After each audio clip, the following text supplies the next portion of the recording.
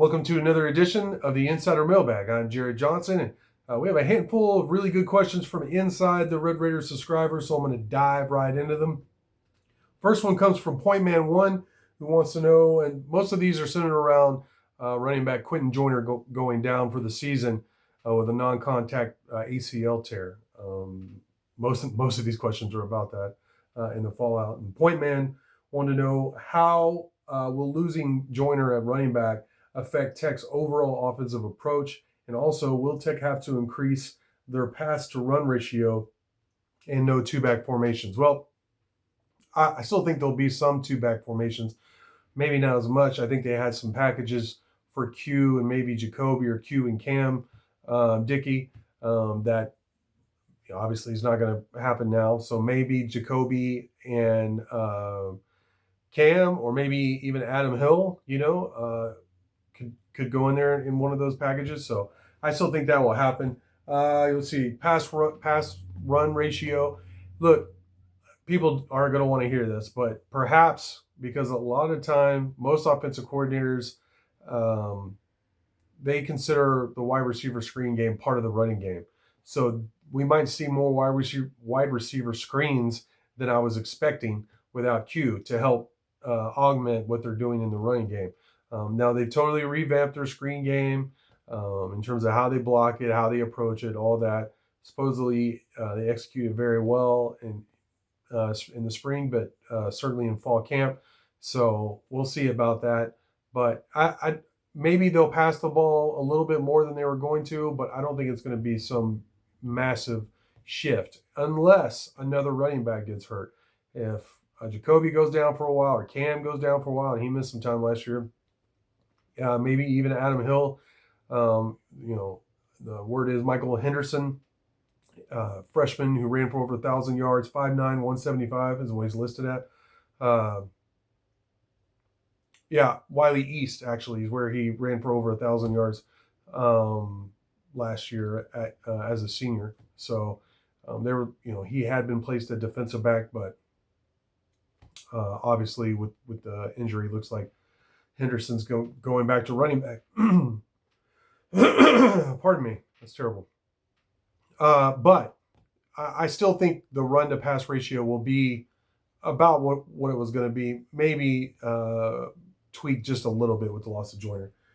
And just the overall approach. I think there were some formations, some special packages and runs that they had that they really like with Q, that maybe they won't run as much. But other than that, and it is a loss, there's no doubt about it. Quentin Joyner going down, missing the season before the season even started, is a big loss. But it's not, in my opinion, doom or gloom. And we'll get more into that with some of these other questions. Next question comes from GB Jack, who says, this may or may not be shared, but do we know the extent of the injury to Joyner, just the ACL or multiple ligaments? It won't make a difference for this year, but for the rehab and moving forward. Yeah, I do not know if he's torn any other ligaments. I'm unaware of that. They have said, McGuire said in public that it was a torn ACL. So that's where I'm operating in terms of understanding his injury. We'll probably get more down the road in terms of exactly his injury is, how extensive it is, and when, what kind of timetable for him possibly returning. Next question comes from Mass Tech, who says, out of the young defensive backs, will Miles, Isquera, Hampton, Grant, Morgan, Edwards, or Pilot contribute on defense this year? Out of the bunch, who has been making the most noise at practice and who has the brightest future? Yeah, Oliver Miles, Peyton Morgan, Malik Isquera, all three of those guys are in the mix. Oliver Miles has been outstanding this whole offseason. He was great in the spring. He's been making plays in camp. Just a ball hawk and safety. I think he led the country, or at least Texas, the state, the whole Republic of Texas, in interceptions as a senior a couple years ago. And he's been making interceptions, covering more ground. It's one of those guys, like, you think the receiver has him beat, and he finds a way to get over and either break up the pass or intercept it. So I really like Miles. I think he's going to play this year. I think he has a very bright future. Morgan's another guy who you keep hearing his name come up. He makes play after play from his safety spot.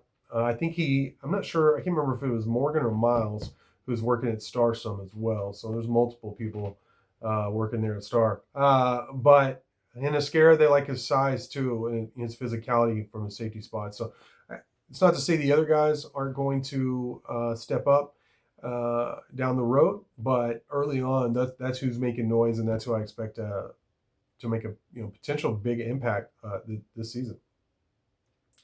Tech Freak says another Joyner question. He says, "Does losing Joyner affect the number of wins I think Texas Tech will get this year in football?" No, it does not. I'm in the middle from what I've seen the reaction. I think it'd be disingenuous not to admit losing Joyner is a big loss, but on the other end, there's people already like, oh, well, he couldn't do this or he couldn't do that, and ready to erect a Adam Hill statue outside the Jones already.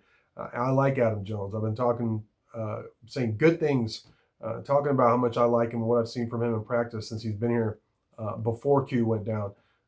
And he had a great high school career at Class 2A Albany.